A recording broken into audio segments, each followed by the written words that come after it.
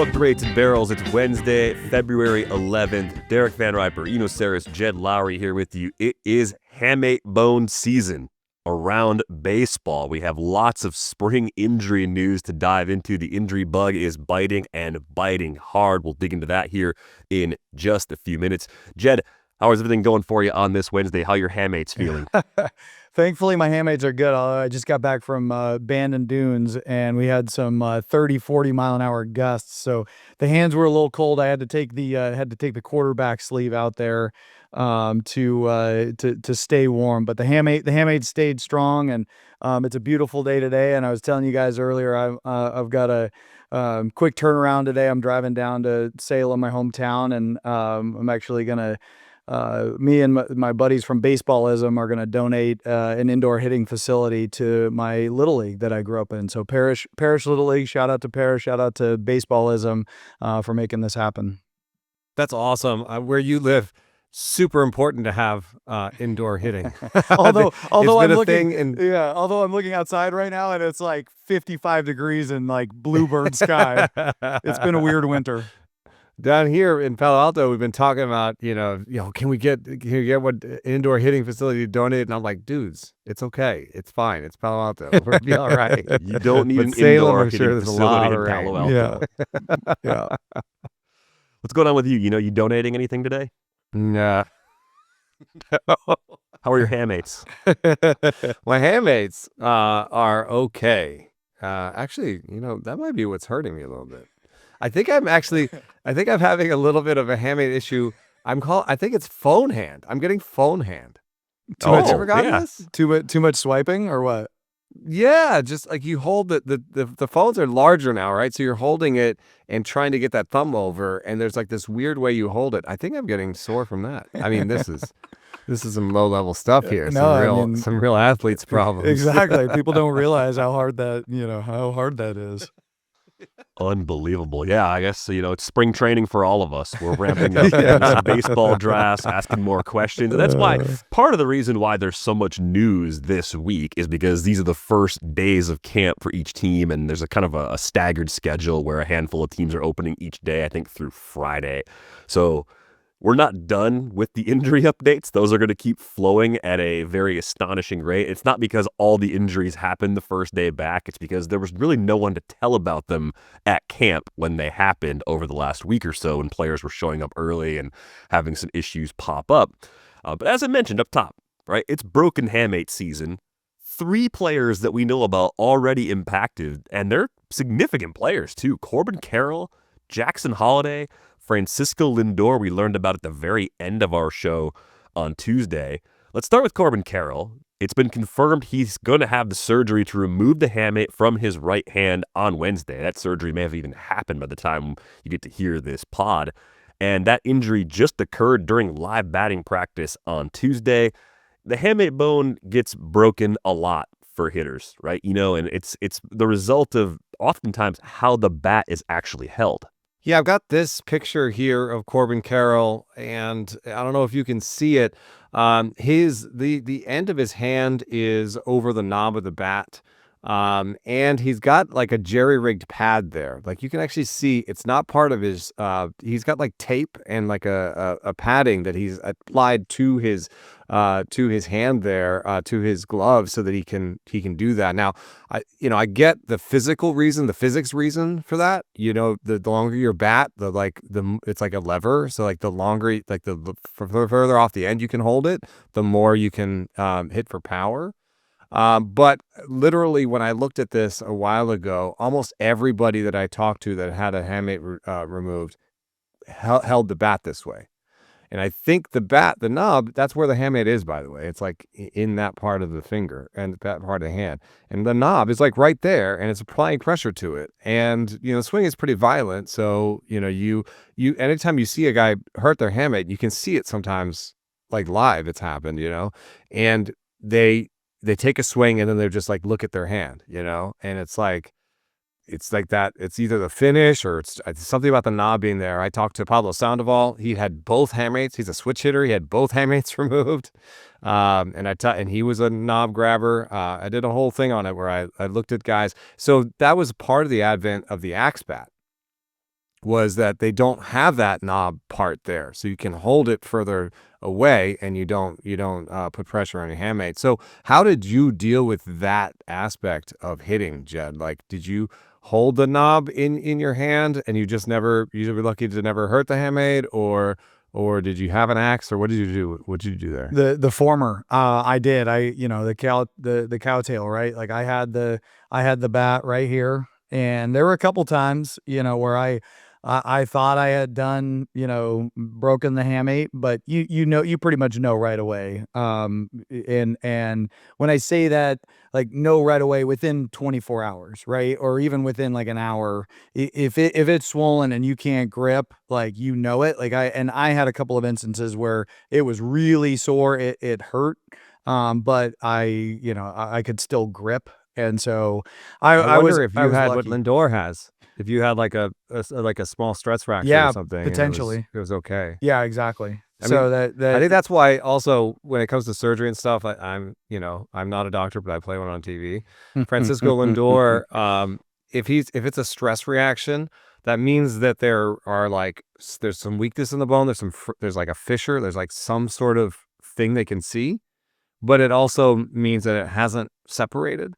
So the bone hasn't like fully separated. The reason you have surgery is if there's separation there, it's going to try to grow back together. Then you have a large hamate where you used to have a small hamate, like things like that. And also if it's floating around, you just take the surgery, pop that thing off and sew it up. You have quicker recovery times, and you don't actually need the hamate bone for anything. Yeah, So and that, I mean, I can, I never broke my hamate, but I did break my wrist, my ulna styloid, and that actually similarly had popped off, to the point where normally, once again, not a doctor, but from my orthopedist told me that normally they can pin that back down, but because of the break on mine, they ended up just removing it.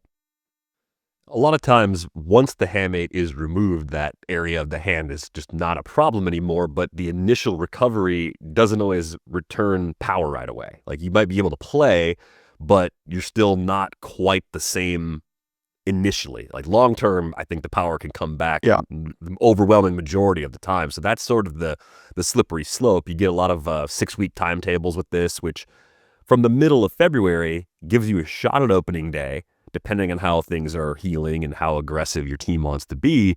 But then it's just like how much longer after that until you're actually 100%. Yeah. Then there's a difference between medically cleared and, 100%, to your point. yeah, and that is actually what I think it's confounded studies of this, because there have been some, like competing studies. Oh, the hamate does this to your power, and it doesn't do that to your power.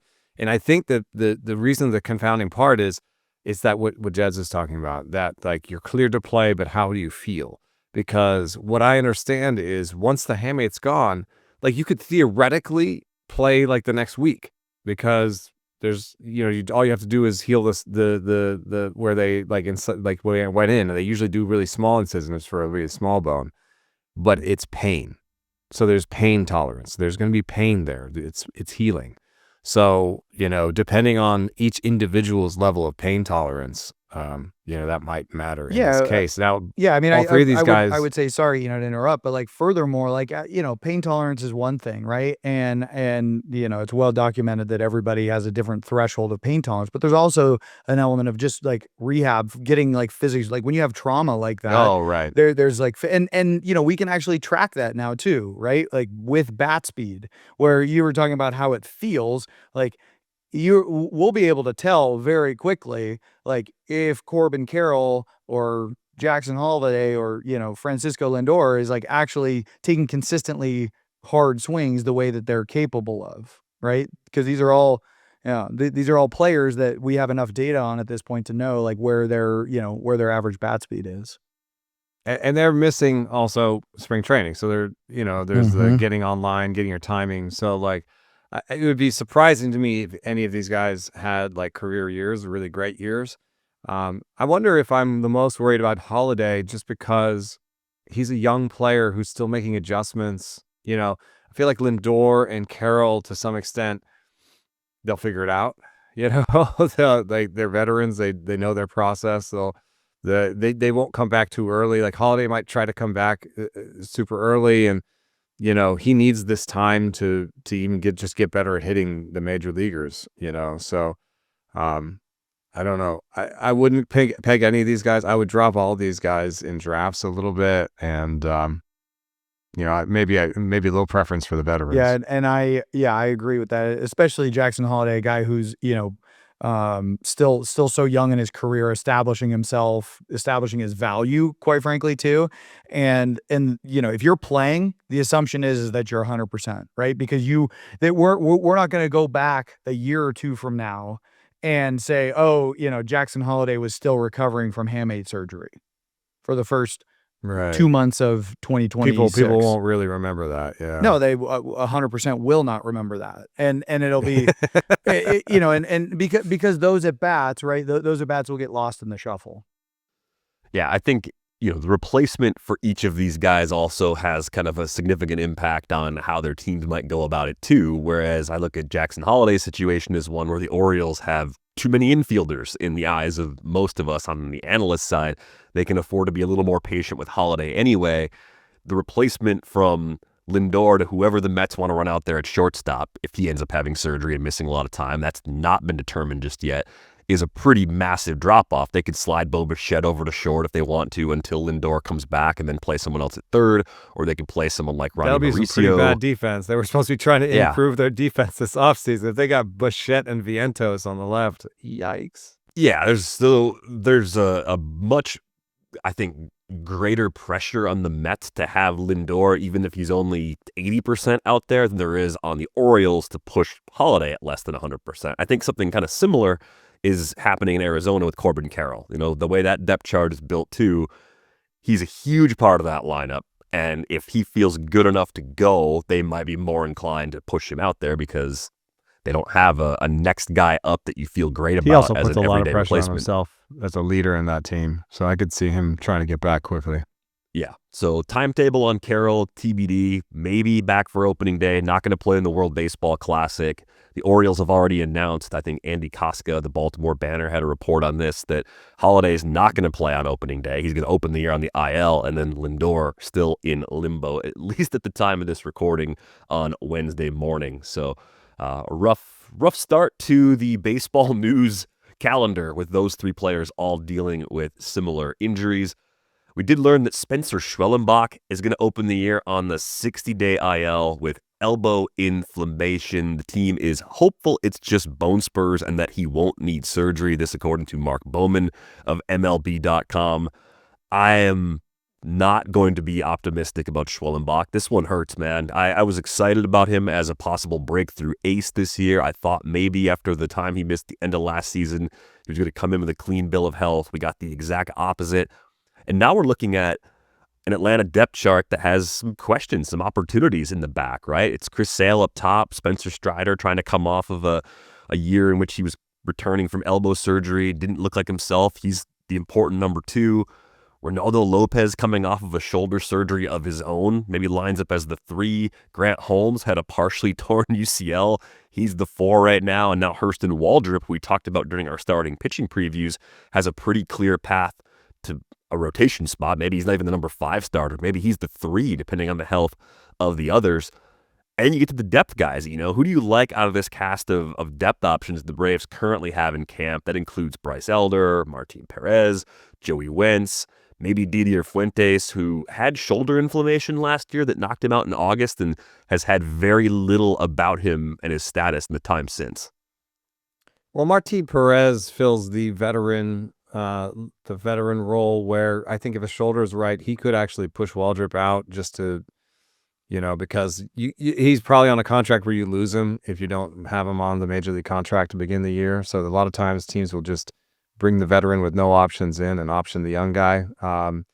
And I could see that happening. I'd also see Chris Bassett signing in Atlanta. He's still floating around out there. And I think he could be an ideal one for the stabilization in terms of innings and, not necessarily have the upside, but in Sale and Strider, I think you'd have pretty good upside. So, I think you could put Bassett in there and be a real stabilizer for them. Didier Fuentes, I really like though, as a long-term prospect, but he's real young and, I don't think they hope they don't have to go there. Yeah, they moved him fast through a few levels last year for that big league debut season ago. We'll see if we can get an update on Fuentes in the next few days. Here's another injury item to pass along, Jed. Josh Hader dealing with biceps inflammation. It was a left shoulder capsule strain that ended his 2025 season early.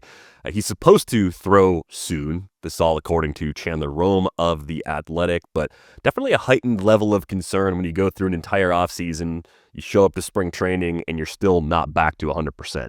For sure. And, I can't speak to the workload and what, a 31-year-old closer, with 500 innings out of the bullpen's arm feels like. But, I remember a lot of those guys talking, you only got so many bullets, and, you're dealing with anytime you start dealing with a shoulder capsule strain, that, hopefully hopefully that wasn't the, canary in the coal mine, because he's still obviously very effective. You're talking about a guy with a .85 whip last year.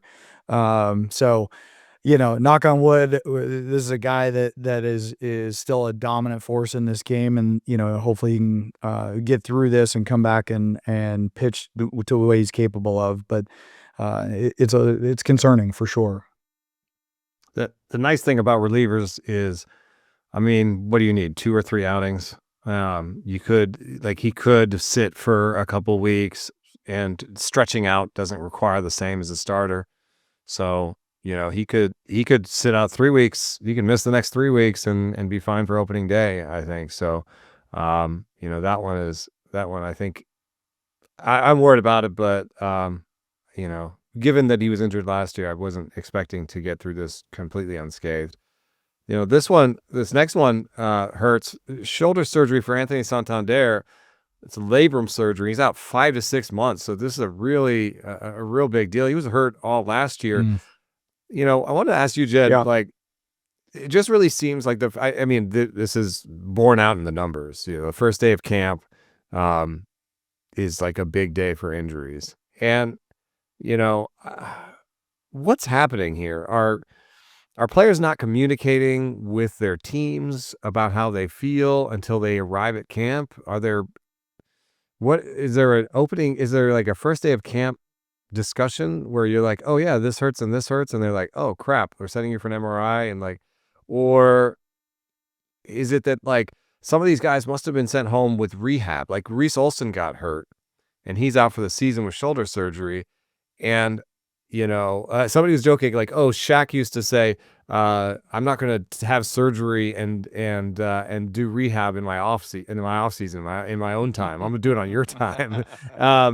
I don't think that's what's going on. Are some of these people going home with rehab ideas and spending the off season rehabbing, and they come back and basically it just didn't take?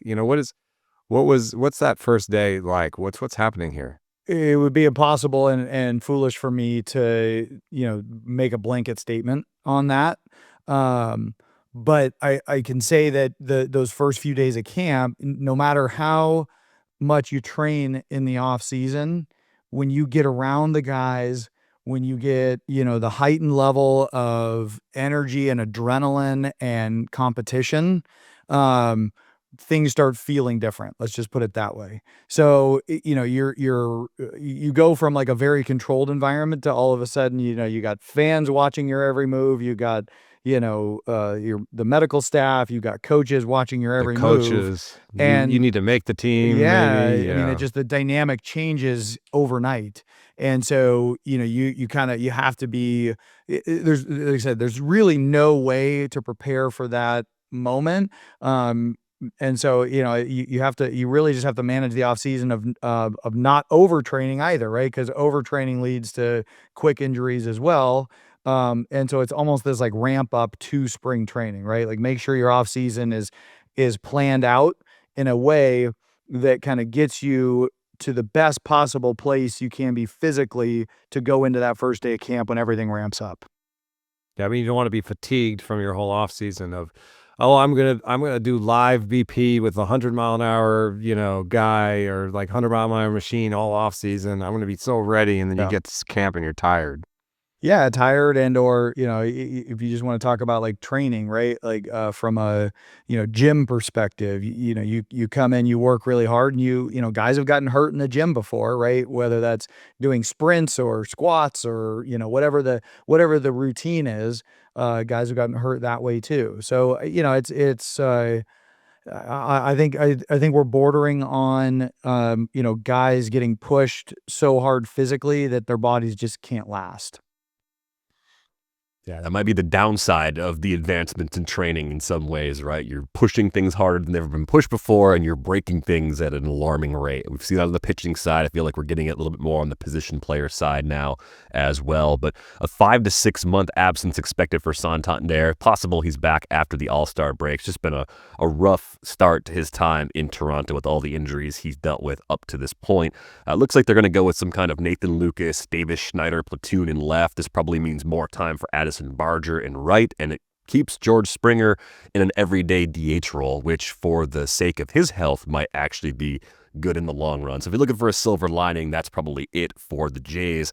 The other news from the Jays is that Shane Bieber, who we knew was probably not right based on some of the rumblings that were coming out of Toronto over the course of the winter, will actually start the year on the IL. He is feeling good, that's a quote, despite forearm fatigue, so perhaps it's only a few starts that he misses when the season begins. But the Jays have pretty good rotation depth right now. It's Gausman and Cease up top, Trey Savage kind of in that number 3 role, Cody Ponce, who they brought back from the KBO.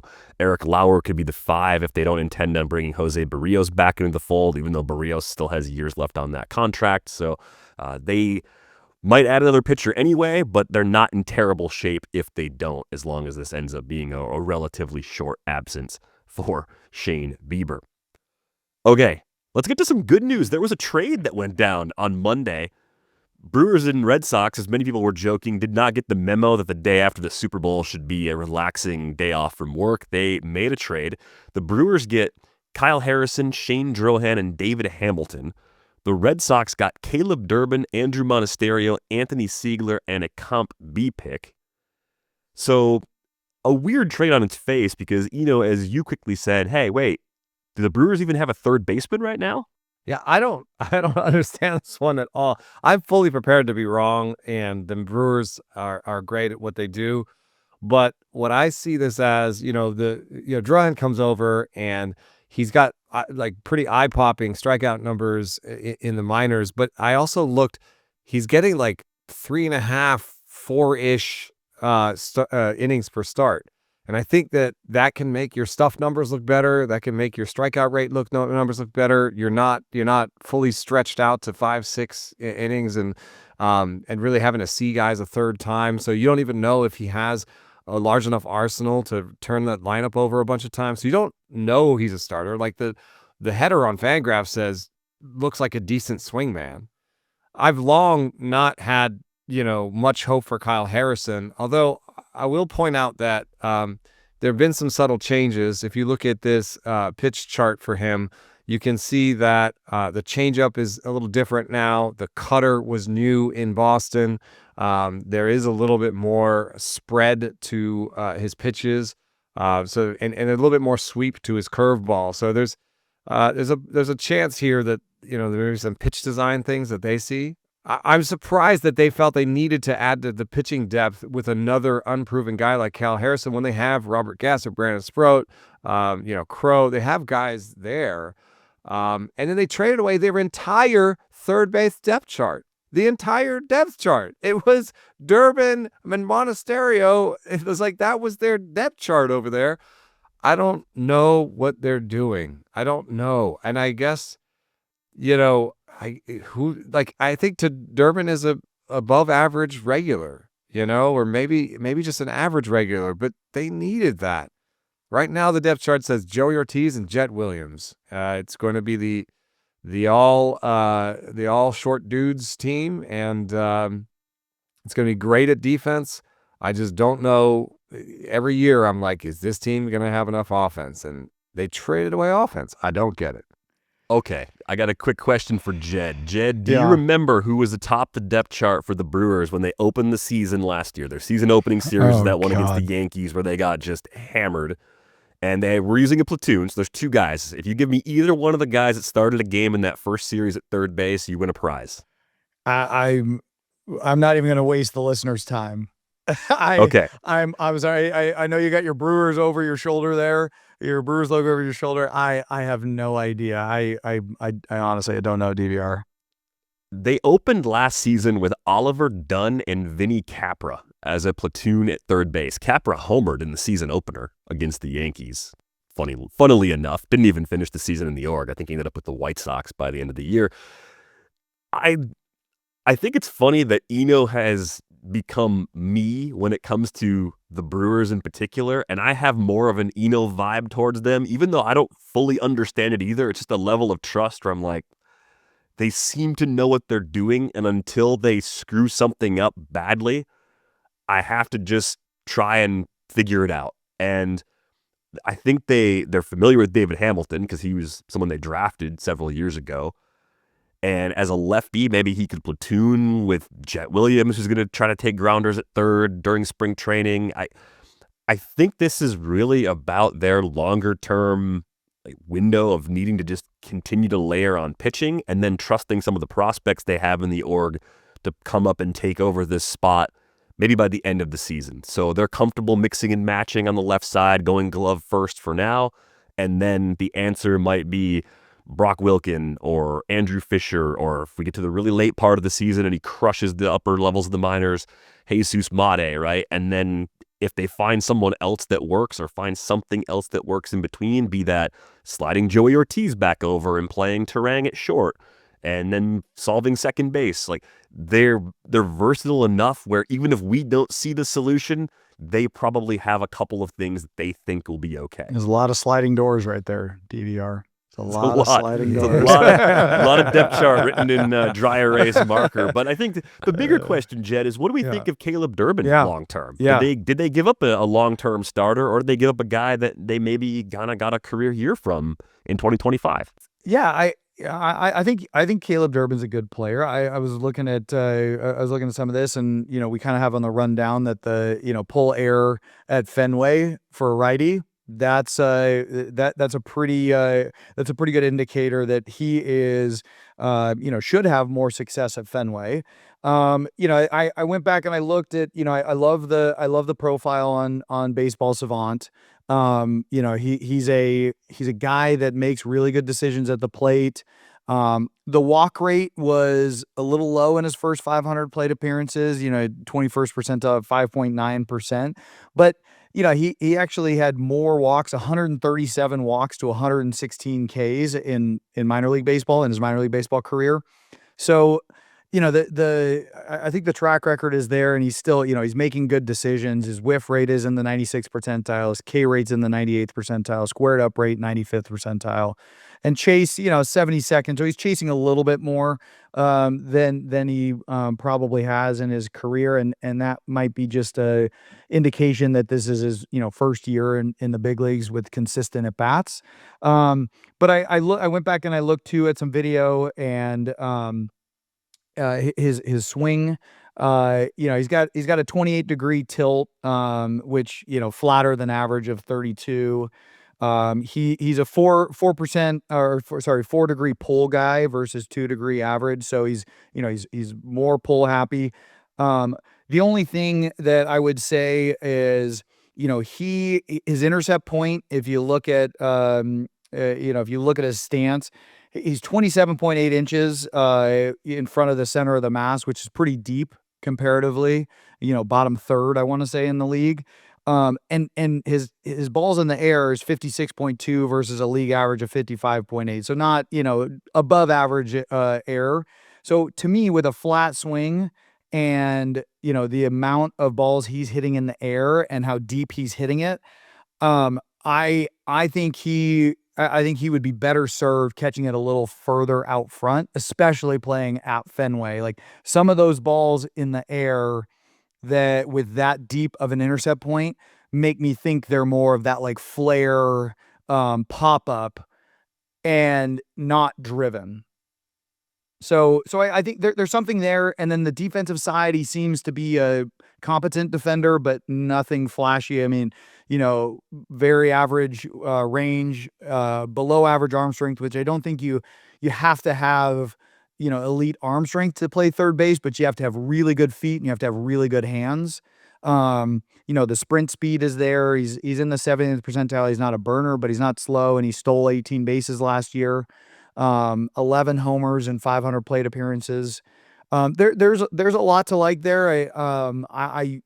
Whether he's a breakout candidate, I mean, I look at this is a big leap, but I look at somebody like a Perdomo, very similar in terms of a profile for the first couple years of Perdomo's career. The difference is Perdomo's only 26 now, and Durbin is already 25. Yeah, Durbin will be 26 here, I think, by the end of the month.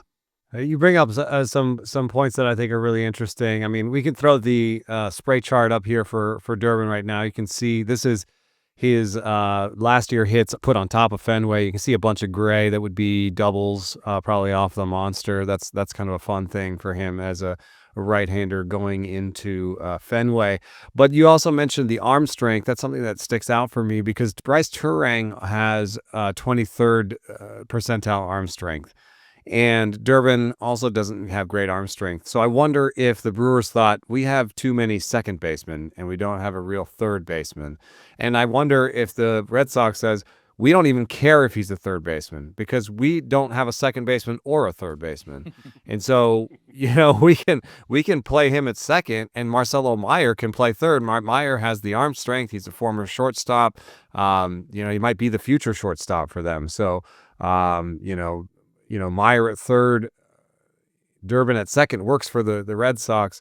And then lastly, when you're talking about sort of the intercept and bat speed and stuff, this is the type of player that Jason Ochart, the director of hitting at the Red Sox, covets because he believes that he can coach up the bat speed a little bit. And he is really, the A as an organization have bought into, this, high metric based hitting coaching where they're going to look at all the things that Jed just talked about and be like, if we can change this angle here, or if we can change this intercept point here, we can get you a little more power out of you, or this out of you, or hard hit out of you. So I think this is something that Ochart would love, somebody that he'd love to work with. He famously coached, Hamilton came from the Brewers and he went to the Red Sox, and Ochart counts Hamilton as one of his success stories because they gave him, a 2 ticks extra bat speed in the minor leagues. And that changed his outlook to being more of a major league utility player versus maybe not making it at all. So, he's now gets somebody that's a little bit like Hamilton, but has already established himself, I think, probably at worst case scenario as, an average major league hitter. Now, if they can take that and make him above average, then they win this deal. And I'll just take the average major league hitter and make it work for my team rather than take 2 guys that I think could be swingmen or maybe fifth starters or whatever. So that's why I don't like the trade for the Brewers, but like I said, man, Kyle Harrison, future ace or something. I don't know.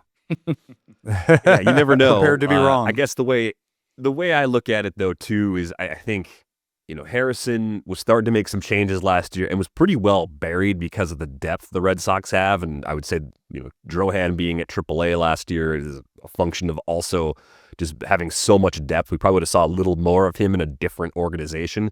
Drohan was drafted in 2020 out of college. Weird year to be drafted. Has had the privilege of being selected in the Rule 5 draft and having some major injuries, which is a combination of factors that could mess up development for any player. If any one of those things is enough to kind of put you on a different track, and he's had 3 of those things kind of happen over the course of his career. So I do think the possibility of Drohan being a little bit of a late bloomer, adding some stuff that makes him significantly different, probably made him appealing too. I think he's a little more than a throw-in. Just looking at what the Brewers gave up think they feel pretty good about both of those pitchers having something they can offer in the immediate future, but also maybe some long-term value because of their control. But as we've seen it time and time again, Brewers gonna brewer, and we did not see a trade quite like that one going down.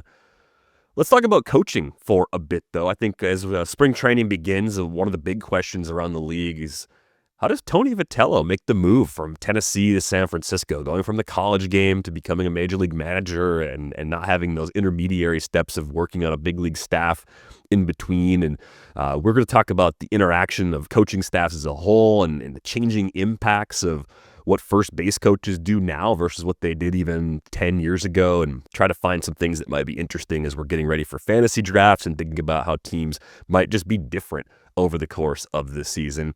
I did see a story Andrew Bagley wrote about the importance of getting buy-in from Matt Chapman for Vitello specifically, which I think makes a lot of sense. I also think it's interesting that for all the people that are questioning Tony Vitello as a major league manager, it's not like he's 32 years old.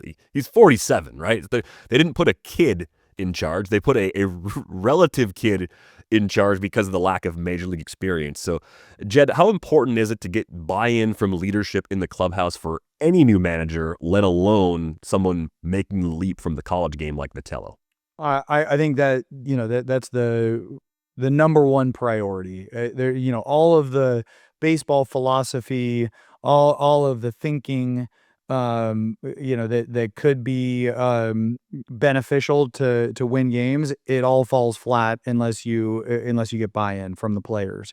And so I think his messaging early on, he got hired relatively early, and so I think that helped him have conversations with guys, and talking to someone like Matt Chapman, who is a vocal player and a guy that plays every day and is respected by his teammates. That it makes it, like I said, that had to be the number one priority. The only way for this to be successful is for him to get that buy-in from guys like Matt Chapman. And I don't know what his philosophy is going to be and how he's going to treat major league players differently than he would treat college players. But the Giants are obviously very excited and made a hire that they're confident in, and so they have to believe. I mean, Buster knows this as well as anybody, that the interaction between the clubhouse and the manager. So for Buster to make this hire, he has to feel very confident in Tony's ability to communicate with the players and understand that they are professionals and not college kids. Although the college kids now, are kind of semi-pro to, kind of a little bit professional almost at this point. But it's a different level. It's a different level of scrutiny. It's a different level of expectation, and there's more on the line.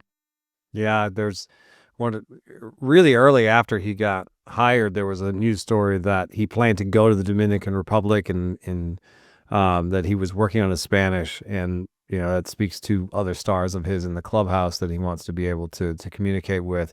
Willy Adames will be huge for him, though, if he doesn't speak that well, because Willy's just a great kind of linchpin between the Latin side of the clubhouse. He's just so good and just like high energy, and has his sort of hooks in all the different parts of the clubhouse that I think getting Willy on board as well is going to be super important for him. But one thing that I wonder is, like, in the college game, you alluded to the fact that they're like kind of semi-pros now, but like, when you're recruiting somebody, you can say, oh, look, Tennessee's got the best, track, we got all the stuff. We got all the track man, we got this, we got that.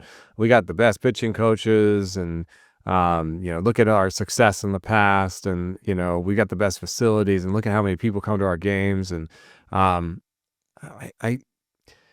you could do that in the pros to some extent too. I'm sure the Dodgers are like, hey, look at all our rings, and look at all our success, and of course we're good at all the things. But I kind of feel like in the end, in the pros, like the dollar reigns. Like whoever is willing to give you the highest cash outlay probably gets your services. So I just wonder how his sort of recruiting pitch is going to work? Was this an idea that like maybe future free agents will sign there because they like Tony? Well, how is he going to value add? Like, what could somebody like Tony bring to the major league scenario? Like, how could he change things? Like, I'm not asking you to speak specifically, but like, how could a new manager get there and change things? Well, I think a lot. I think the manager sets the tone. And so I think from an energy level, from a communication standpoint, the manager has the ability to set the tone. And, I think the best managers I've ever played for allowed the players to kind of police themselves, but had expectations, right, of how we're going to act, how we're going to be professional. But it was the players' clubhouse, and I think that that I will say, like, you're dealing, and maybe this is changing a little bit in Major League Baseball, because it seems like the average age is going down a little bit. But I would say, you're at the college level, you're kind of turning boys into men. And in the major leagues, you're dealing with men, and you're dealing with lots of money. And so even though there's money at the college level, even though there's all the tech at the college level, all the things, for the most part, that the major leagues have, you're dealing with men, and you're not dealing with boys, like turning boys into men.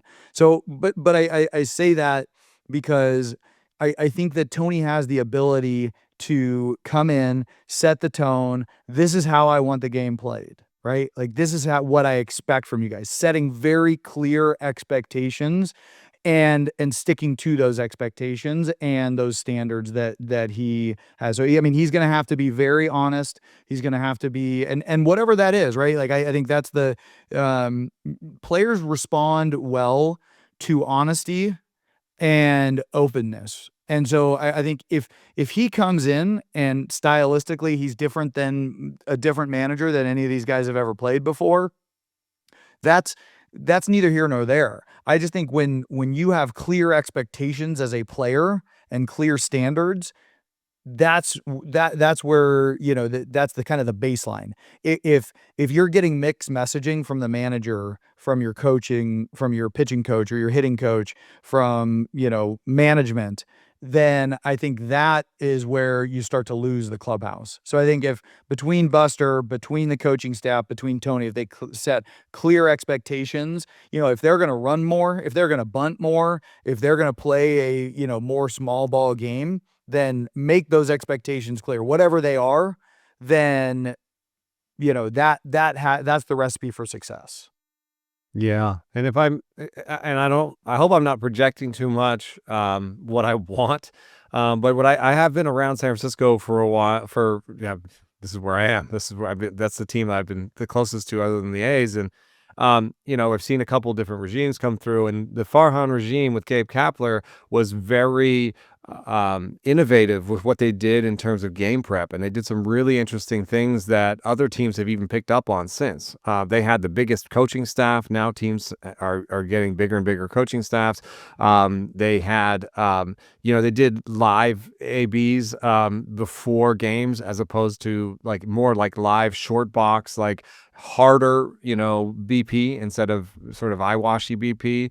Their fielding practice was Kai Correa. It was very high level fielding practice. It wasn't just like a dude with a fungo hitting a soft grounder, bop. It was more like they had machines where they're shooting balls at you, that sort of thing. They used the little red machine where like shooting grounders at people. And I don't know. I saw all this innovation, and yet I thought that the communication aspect must have been missing a little bit, because we had the Zach Littell kind of throwing the ball at Kapler when he came out to the mound one time. We had had different pitchers saying things like, I don't know what my role is, because they were doing a lot of that 3-inning pitcher, and they were doing openers. And so you had people being like, I don't know what my role is. I don't know how I'm supposed to prepare as a pitcher. And so I think they weren't that great at communication. They were great at sort of, these are the things we want to do, but what you're saying, setting clear expectations, they weren't good at that.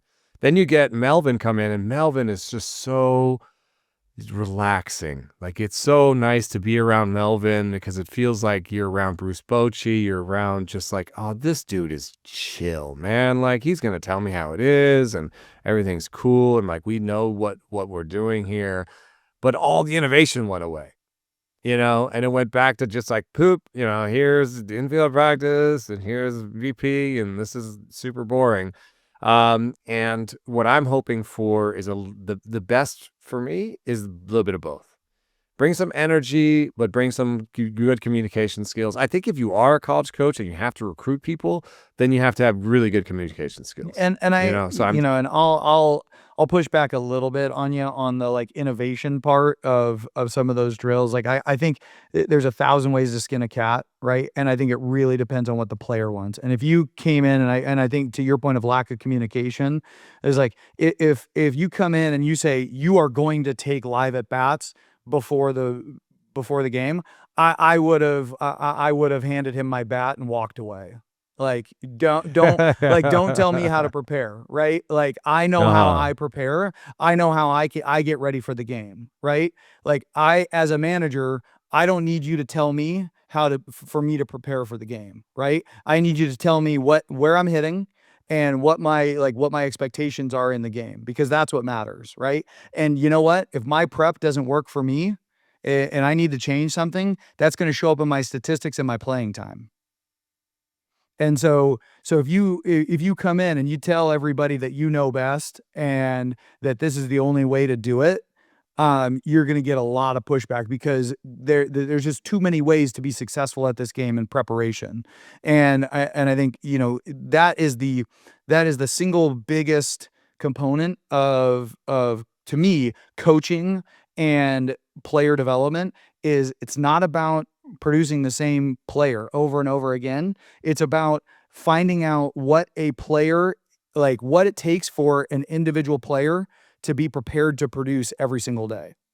And that could be, and that takes more it work. does, absolutely. Because it's easier to be like, this is our process and we run you through this process and we get what we need at the end. I mean, individualizing everything is much more difficult. Of course it is, but it's the major leagues. You got 26 guys and the Giants seemingly had 30 coaches.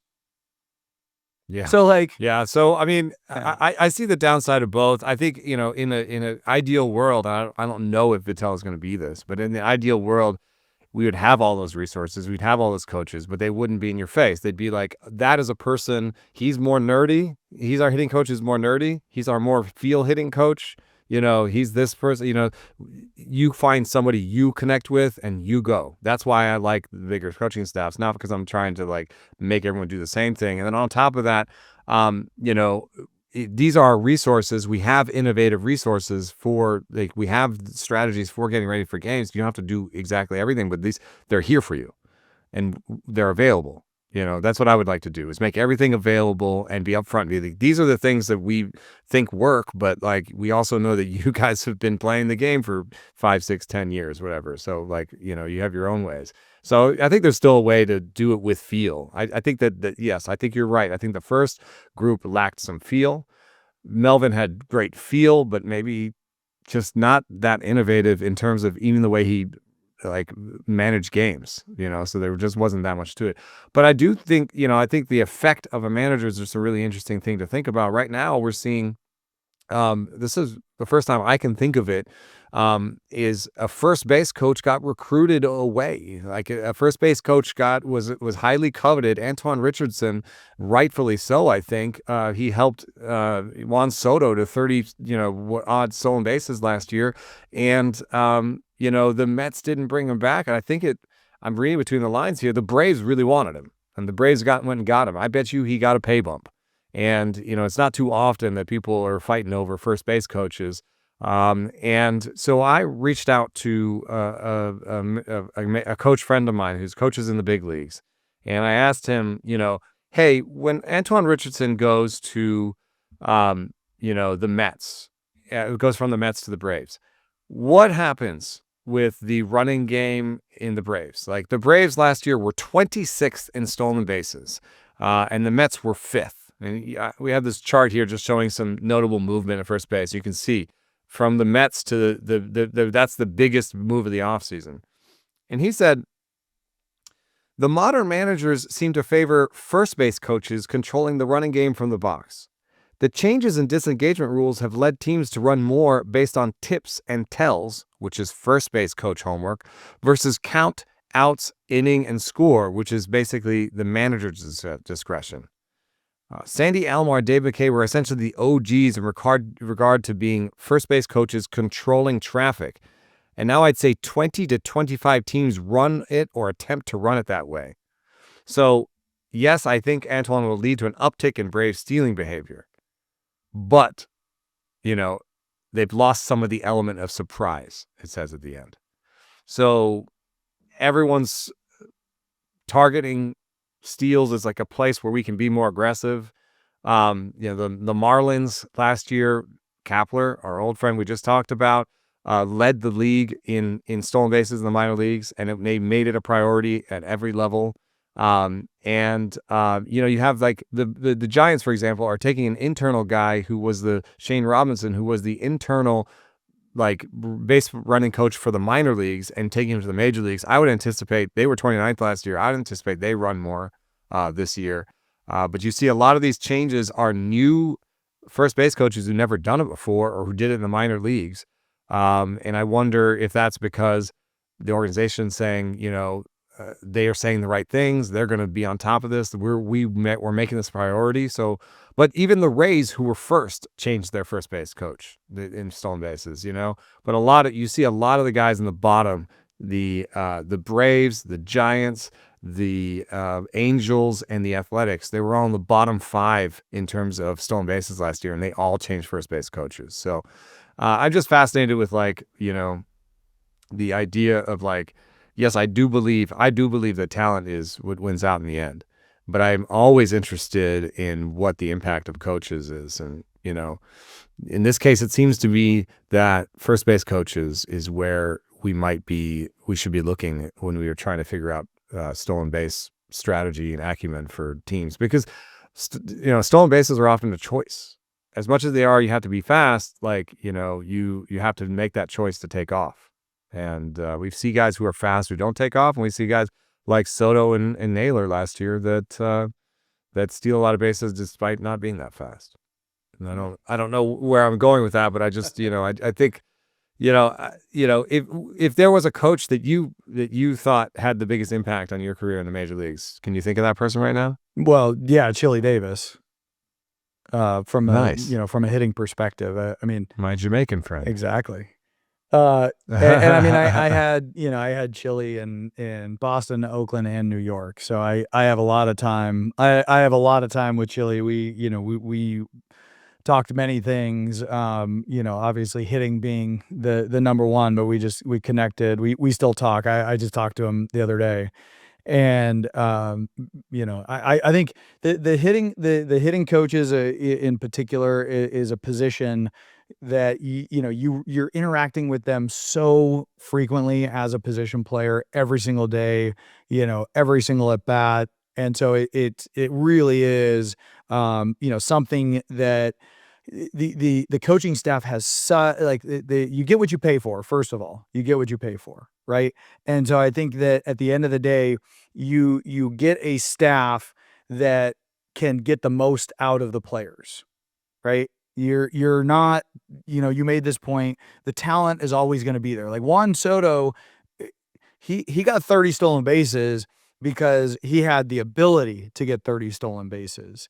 And, Anton was able to get that out of him, right? So that's good coaching, right? That's good coaching because you're getting something out of a player. But also that also cuts both ways. And, you guys kind of, laughed when I said this, but the coaching staff has the ability to lose more games than they do to win games. Right. And so if you come in and you don't connect with a guy, but you're headstrong and, this is my way or the highway as a coach, you have a real ability to lose a player or to not get the most out of them. And I think that happens more than getting a little extra out of a guy, right? Or like identifying something that may not have been there before. Like those things are kind of on the margins where you might have a year like Soto getting 30 stolen bases that he might not get this year simply because Anton is doing a ton of research and saying, hey, this is this guy's tip at first base, right? Like I clearly was not a stolen base guy, but I played with a lot of big stolen base guys between Coco Crisp, Jacoby Ellsbury, and I would watch how much they studied these guys. And Jacoby in particular, they're looking at how they start, right? Like what's their tell, how they start their pick to first versus how they start their move to home plate. And they're looking for those specific things. And so it is this game of cat and mouse over there, and having a good coach can unlock an ability that maybe was latent before. I think, one thing you also said about, being in lockstep with each other and having the coach, the head coach, the manager setting the tone is important too, because I've just read this piece about Jonathan Kuminga and the Warriors and how out of tune, ownership, general manager, and coach were with what Kuminga's role was and what his upside was, and how they each said different things. You had the owner taking Jonathan Kuminga out to dinner, after he's just had a DNP and didn't play, a healthy scratch, and telling him that he's still the future, he's still got future with the organization. You have the owner trying to cover his butt because, may not have been a good pick and it's not a good fit for this team, and he still wants to be right. Whereas the coach that's on the field every day is just trying to figure out how to win games, and it's not a good fit for him. And so that's why I think when you say they have a chance to lose games, that's where I think you lose the most games, is when the general manager has an idea, the manager has a different idea, and the coaches ownership has a different idea. Ownership, and then the coaches can sense that, and they're just coaching or just trying to find their next job more than doing anything really, because they can see, oh boy, this is a mess, and everybody's talking in different directions, and I got to get out of here as soon as I can. I think the hardest thing, just to sort of put a bow on all this conceptually, the hardest thing for me to figure out is how much of a coach's ability as a player can directly translate into their coaching. So thinking about first base coaches and changes at that spot. So the Brewers went from Quentin Berry, who left for the Cubs prior to last season, to Julio Bourbon. And in my head, I'm like, yeah, those two guys as players, like burners, like they shouldn't be that much of a difference as the first base coach. But the stolen base results from 24 to 25 for the organization were very different, right? And as you kind of go through and look at different staffs, and they changed again, didn't they? Yeah, Bourbon's out. Bourbon's got a different role in the organization this year. So and now clearly they got Spencer Allen, who I think is an internal hire. Yeah. Right. So I think you can tell yourself a story like, oh yeah, I think they're going to do this because this player played this way, but there's still a combination of personnel and organizational philosophy and other factors that might be out of their control. Just to think of another team going through a massive transition that we haven't talked a lot about, the Nationals. They have a 33-year-old manager who was a manager in the minor leagues in Blake Butera, and a coaching staff full of names that are generally not familiar. Young. Right? A lot of inexperienced coaches up and down. Like Corey Ray is their first base coach. I believe this is his first gig in the big leagues on any coaching staff. And then Bobby Wilson is their catching coach and run game coordinator. And I'm just trying in my head to put some kind of forecast together of what are these people all going to do together? And the answer is we really don't know unless we're in camp and trying to get a sense of how they're running things. We start watching spring games, because what our friend Jason Collette has discovered is spring aggression on the base paths actually does port over to the regular season. If you're going to be a lot more aggressive philosophically, you're going to start to try some things in spring games. So that's something to keep a really close eye on. I think that's probably because you're getting what Jed's talking about. You're getting the tone setting. What is spring for? Is the manager sort of, hey, this is how we play ball. Exactly. So Let us know which coaching staffs, what changes on coaching staffs are you most excited to see. Weigh in the Discord, because there's plenty of them up and down the league. We need to go on our way out the door. A reminder, you can sign up for our 2026 Listener League. Details for that are in the show description. That is going to do it for this episode of Rates and Barrels. We're back with you on Thursday. Thanks for listening.